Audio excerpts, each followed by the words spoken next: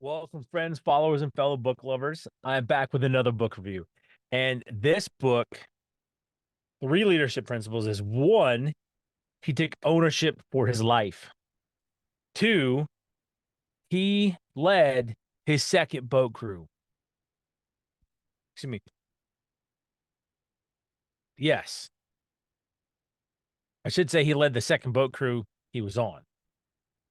Number three, he chose to serve the children of those fallen in combat, those families. And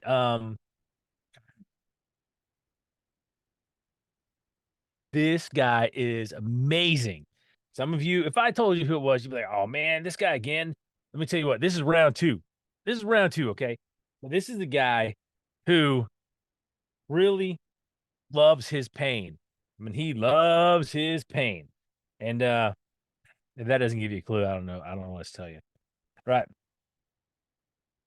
The first section from the book. Now, again, this is my second time through it, okay?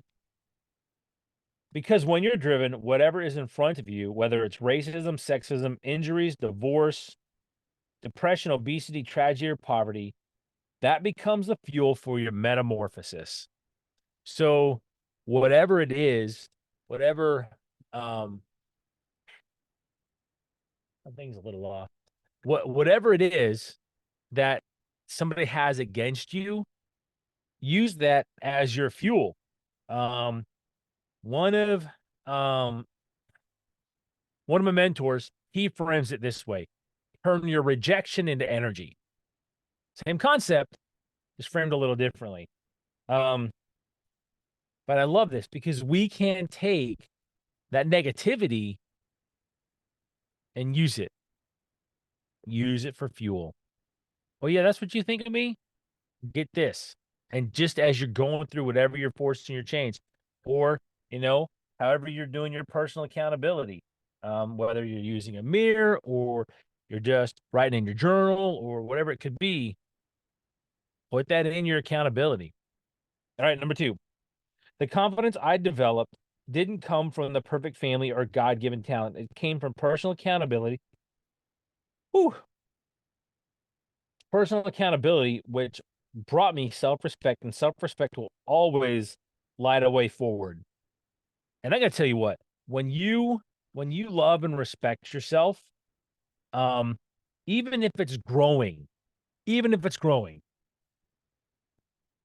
um, it'll be huge for you. And I know because I've had some of those growth experiences myself.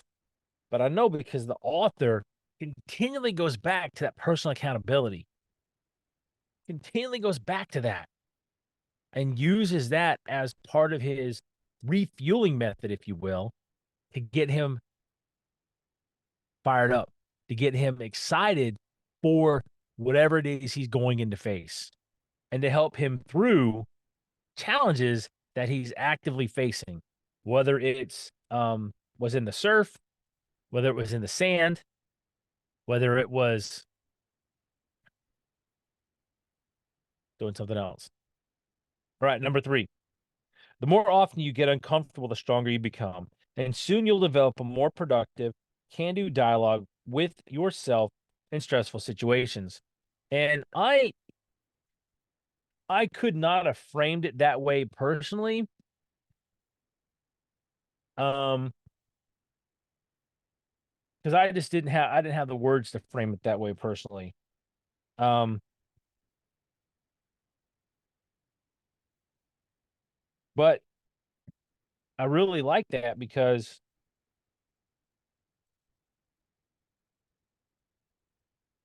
and I'm like burning through these. Oh, I missed one. That's why. Um, I really like that because for myself, I saw as we traveled with the army and we went to new places, and my parents pushed us to go out and do, and we faced challenges. We faced some obstacles. I faced getting hit with a car like 9 or 10 years old and losing the dinner halfway down the street, going to the hospital with a broken leg, living in the hospital for a week. by myself because my parents had other kids and my dad worked full time and he was a soldier. Now, at the time, it sucked. Time was terrible. I look back at that and I'm like, come on, man. But again, perspective, perspective. Looking back at your past successes, at the stressful situations you've gone through, and then, oh yeah, oh yeah, I can do this. I can do this. All right, the point I missed is if you haven't guessed who it is now, you probably will this time. I sought out pain, fell in love with suffering, and eventually transformed myself.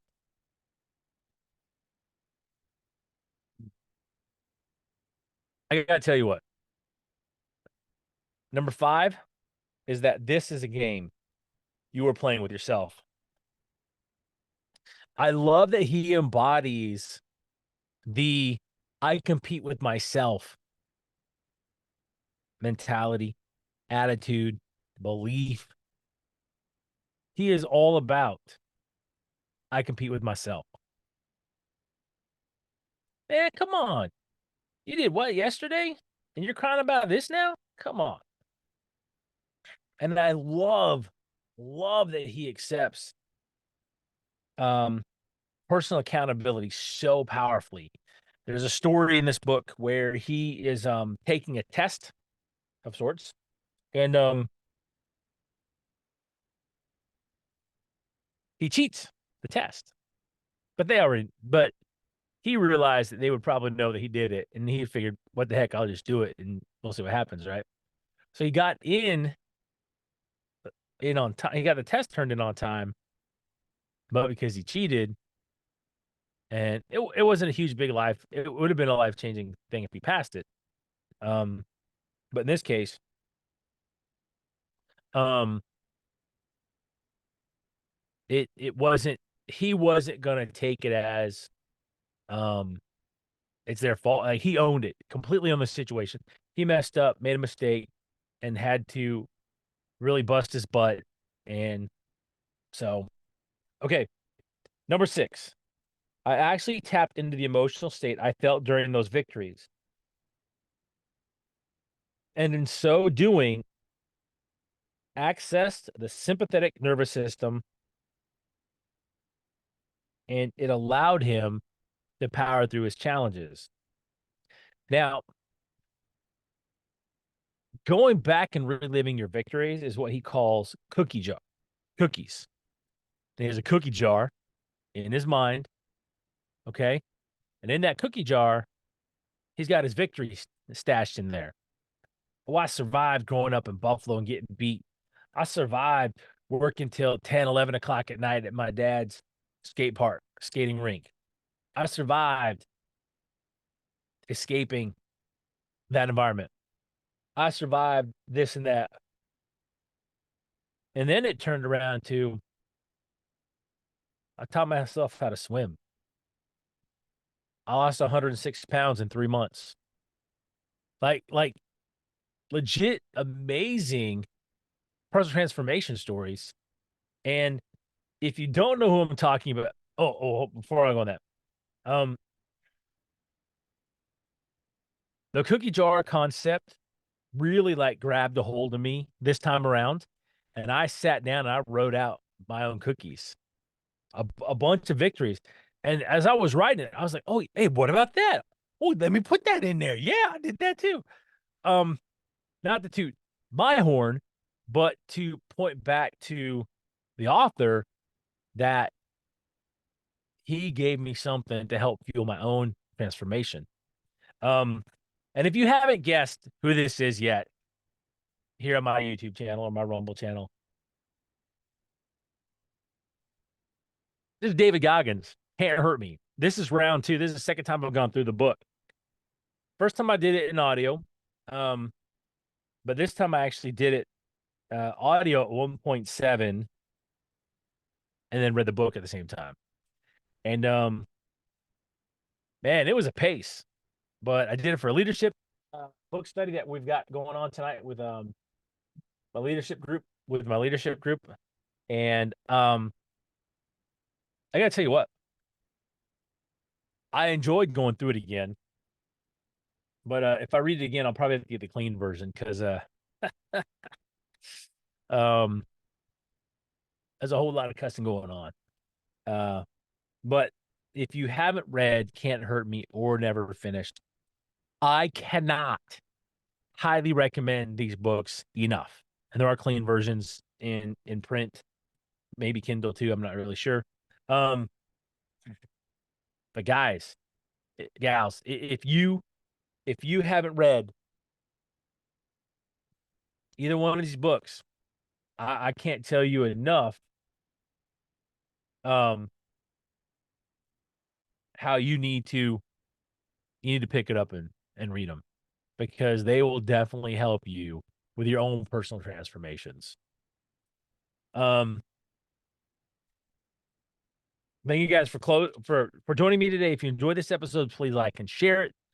If you want to listen to the first Can't Hurt Me book review or the Never Finished book review, I will put that down below. Otherwise, my friends, Veritas vos libera habit, the truth shall set you free. Semper vigilio fortis, partis e fidelis. Always vigilant, brave, prepared, and faithful. That's Iron Will.